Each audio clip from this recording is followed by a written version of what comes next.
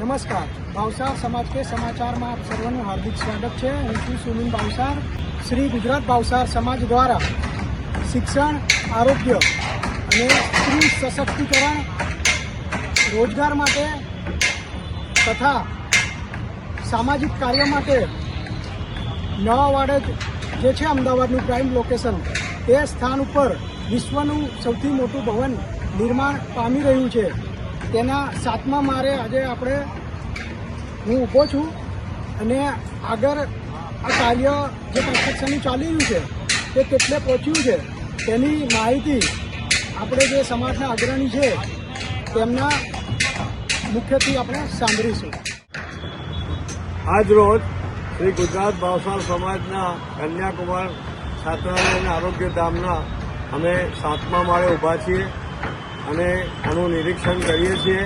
આપ સૌની જાણ માટે કહું કે 8મું ધાબુ જે છે એ પણ આ મહિનાના અંત સુધીમાં ભરાઈ જાય એ માટે આપણી આખી ટીમ પ્રયત્નશીલ છે।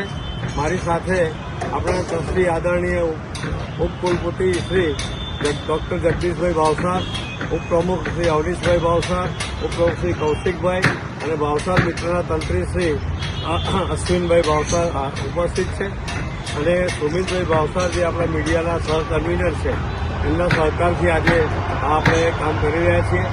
મારી આપ સૌને વિનંતી છે કે હવે 8મું ધાબુ ભરાઈ જાય પછી જે નીચેનું જે કામગીરી છે એ પણ આપણે સત્વરે 12 માસમાં પૂરી કરવા માંગીએ છીએ કે જેથી સોશિયલ એક્ટિવિટીઝ જે થાય કરવા માંગીએ છીએ એ થાય। કન્યાકુમાર છાત્રાલય જે છે એનું કામકાજ આપણે સારું કરી શકીએ અને આરોગ્ય ધામ ઉપયોગી થાય સમાજ ભાઈઓને એવું કરવા માંગીએ છીએ।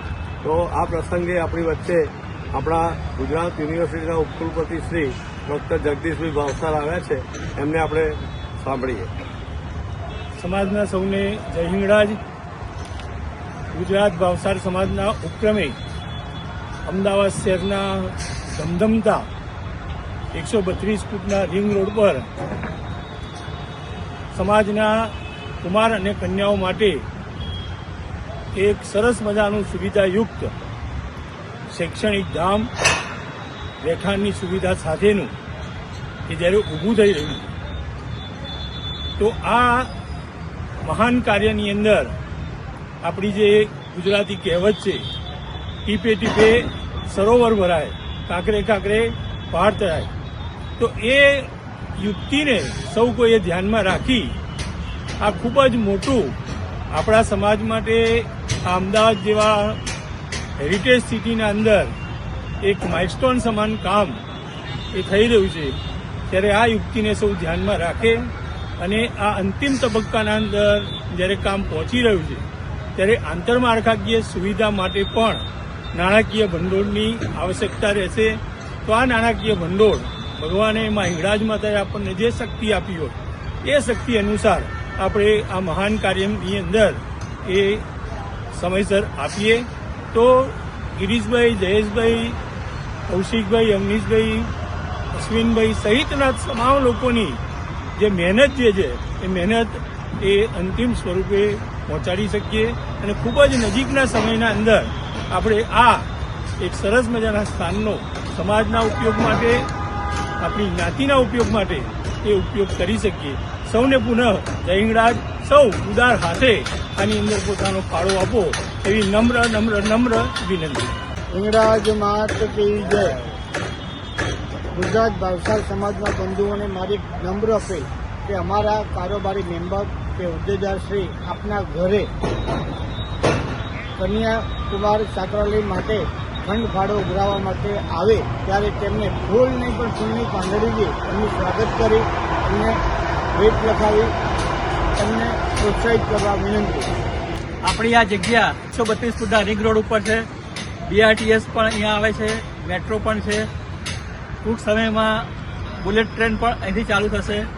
એ રીતે સાબરમતી રેલવે સ્ટેશન પણ નજીક છે અને આ ભવ્ય મકાન જે વિશ્વમાં ભાવસાર સમાજ માટે પહેલું મકાન છે, એમાં સૌ પોતપોતાની રીતે ફાળો આપે અને આપણા યુવક યુવતીઓ છે એને આ હોસ્ટેલની સુવિધા લેવાનો લાભ મળે કેવી રીતે કામ થાય તે માટે આપ સૌ આપણી શક્તિ મુજબ ફાળો નોંધાવો અને વેળાસર આપી દો તો આપણે 1 વર્ષમાં આ હોસ્ટેલ ચાલુ કરી શકીએ. જય હિંગળાજ.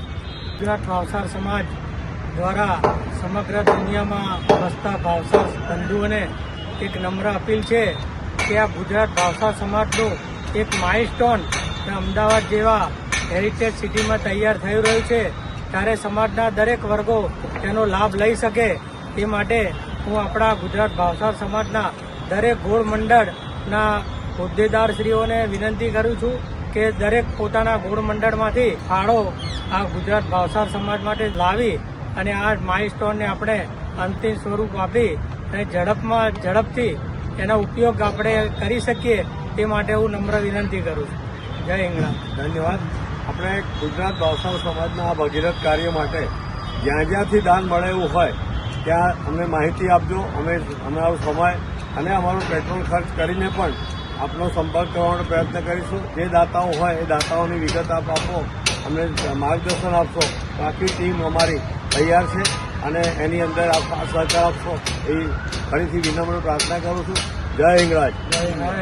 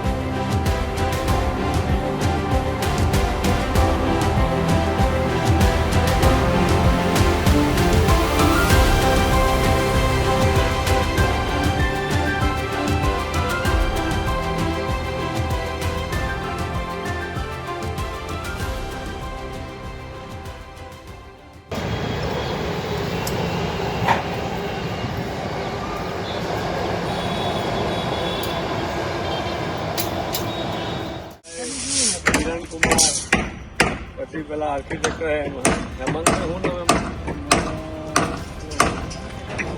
આપણે હર્ષિલભાઈ આ બધાના લીધે આપણને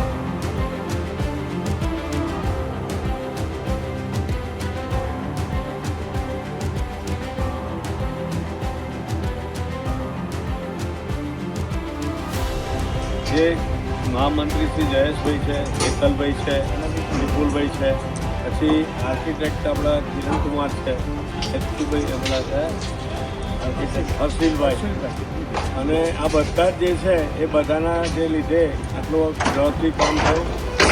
તેથી આપણને કામ લીધું હાથ ઉપર ત્યારે કલ્પના બી નથી કે આટલું જલ્દી કામ પૂરું થશે. એટલે આખો સમાજ જે છે સમાજ આપણા એકત્રિત થઈ અને મદદ કરે છે એટલે આ કામ થઈ શકે. બરાબર ને?